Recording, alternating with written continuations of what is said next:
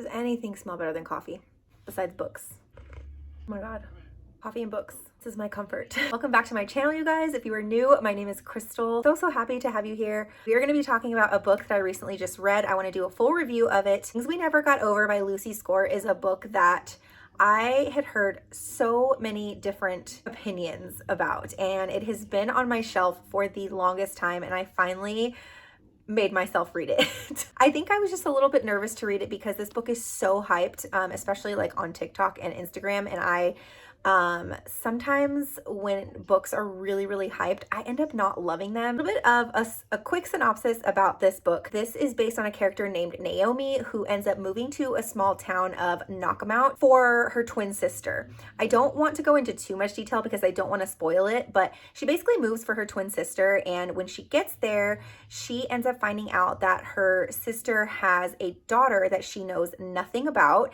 and basically her sister has abandoned her. Naomi has to step in and take care of her. Obviously, this is like a big change in her life, but on top of that, she's going through a lot of other life changes. She has no car, no job, no plan, and she moves to this small town without any of this, and then she finds out she has this niece that she now has to care for. Then she meets Knox, and Knox is someone who is like her polar opposite. Naomi is kind of the good girl, the girl next door. Knox is kind of like the town asshole, for lack of a better term. Like a big dude, he has tattoos, he's rough around the edges, he says some really like just inappropriate things, he has no filter. They are just complete opposites. But Knox sees that she's going through all of these different life changes, and for some reason he feels this pull to want to help her out. So of course they form a relationship, and their relationship kind of takes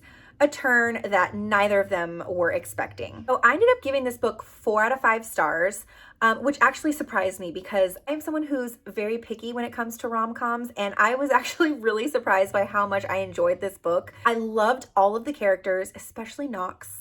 Is probably one of my favorite book boyfriends. I just love him so much. There were also so many different side characters in this book that I really enjoyed. Like, I loved all of the different personalities. I also really thought this book was so funny. Like, there were some parts where I was actually laughing out loud, which, look, I am not someone, it takes a lot for me to like comedy, especially in books. It takes a lot for me to actually laugh out loud at something in a book.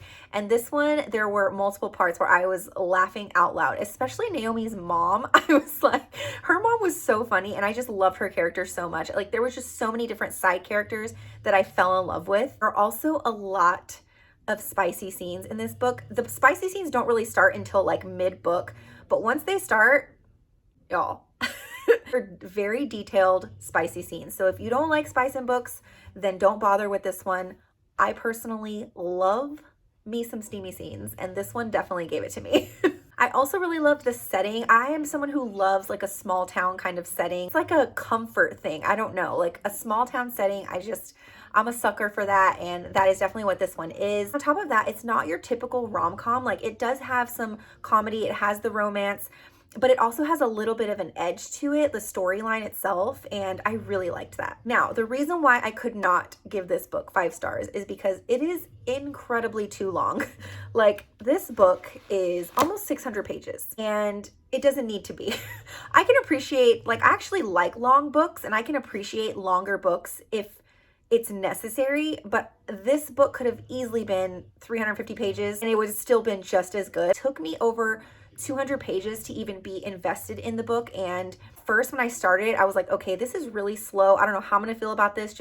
I almost was like, do I even keep reading this? I'm glad that I pushed through, because after like page 240 or so, for me, that's when the book started getting really good and I couldn't put it down. So if you're someone who likes more of a lighthearted romantic comedy with a little bit of edge, a lot of spice, and sort of like a small town romance, then I think you'll really love this. But that is it for my book review of Things We Never Got Over. If you're someone who's wanting to pick this book up, I will link it down in the description. Thank you so much for watching. I would love it if you would subscribe. I will also put my Instagram handles down here on the screen. I do have a personal page and a book club page. I also have a TikTok, so I'll put all of that on the screen, and I would love to have you guys come and follow along over there. And thank y'all so much for watching, and I will see y'all in my next video. Bye.